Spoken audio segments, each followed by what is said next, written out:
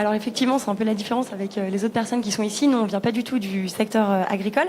Par contre, on est des grandes consommatrices des produits issus des circuits courts.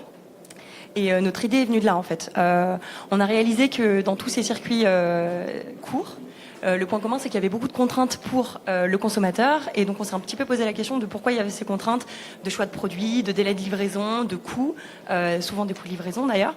Donc, on a essayé de remonter la chaîne d'approvisionnement des circuits courts pour voir où est-ce qu'on pourrait peut-être ajouter de la valeur, et on s'est aperçu que la livraison était vraiment la bête noire, en fait, la logistique était la bête noire du circuit court, et que c'était un circuit qui en fait était pas du tout structuré, pas du tout optimisé. Donc on s'est dit pourquoi en aval, côté consommateur, les choses s'organisent. On voit beaucoup d'initiatives naître sur la distribution et la commercialisation.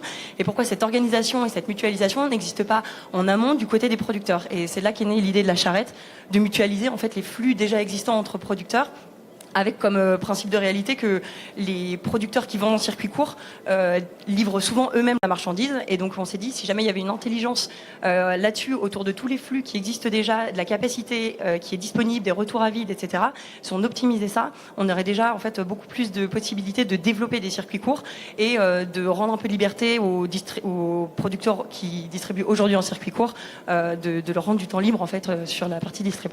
Je suis viticulteur près de Tours, je veux livrer quelques cartons de vin, supposons à Paris. C'est vrai qu'avant, j'aurais pris un livreur ou j'aurais pris ma camionnette, j'aurais été. Là, je vais trouver... en fait, vous êtes quelque part le Blablacar de la livraison. Oui, alors, c'est souvent ce que nous disent les producteurs qu'on contacte.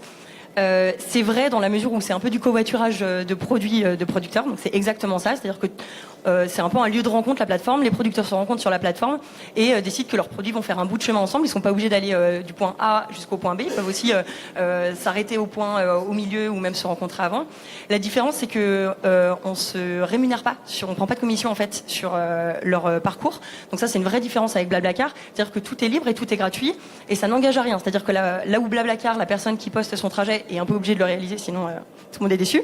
Là, les producteurs, en fait, quand ils ouvrent un trajet, ça ouvre une conversation, parce qu'on part du principe que, pour nous, l'idée, c'est que vraiment, ils se regroupent entre personnes qui ont un intérêt à mutualiser, mais qu'après, ils peuvent discuter de qui veut vraiment effectuer ce trajet, et pourquoi pas, notre idée de développement, c'est pourquoi pas le faire réaliser par un transporteur.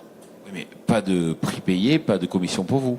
Exactement. Et du coup, on a été obligé de restructurer un petit peu notre business model par rapport à ça, parce que on a vite réalisé qu'en fait le transport pour les producteurs c'était pas quelque chose de monétisable et qu'ils ne souhaitaient même pas se payer entre eux en fait. Donc si on voulait les amener sur la plateforme et que la plateforme soit vraiment utile pour eux, il fallait fonctionner comme eux. Donc on a réfléchi et on fonctionne comme eux, c'est-à-dire que ils se retrouvent et ils discutent de comment ils veulent fonctionner. Parfois ils peuvent se payer s'ils veulent réaliser un seul trajet ou que la personne réalise un seul trajet, mais quand ils ont l'impression qu'en fait il va y avoir plusieurs trajets dans le futur, ils appellent ça se rendre un service. Voilà. Donc vous allez être sur un modèle publicitaire, un modèle comme Le Bon Coin, comment vous allez être rémunéré?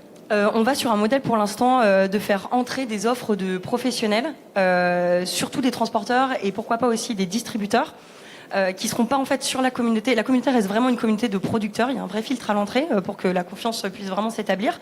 Par contre, la plupart des producteurs nous ont dit eux-mêmes que ils tiennent tous, ceux qui vendent en circuit court, ils tiennent tous à avoir un contact direct avec leurs consommateurs, mais ils aimeraient tous pouvoir quand même se décharger de temps en temps du transport et pourquoi pas faire appel à un transporteur. Donc notre idée en fait à terme, c'est de leur proposer d'opter pour recevoir des offres de transport. Et une fois qu'ils sont déjà mutualisés, ils mettent oui, je veux recevoir des offres de transport ou non, et nous en fait on les connecte avec des transporteurs qui juste là pouvaient pas du tout avoir accès en fait à ce marché des petits producteurs, qui est un marché qui est trop petit avec des volumes trop petits pour vraiment avoir accès au transport pro.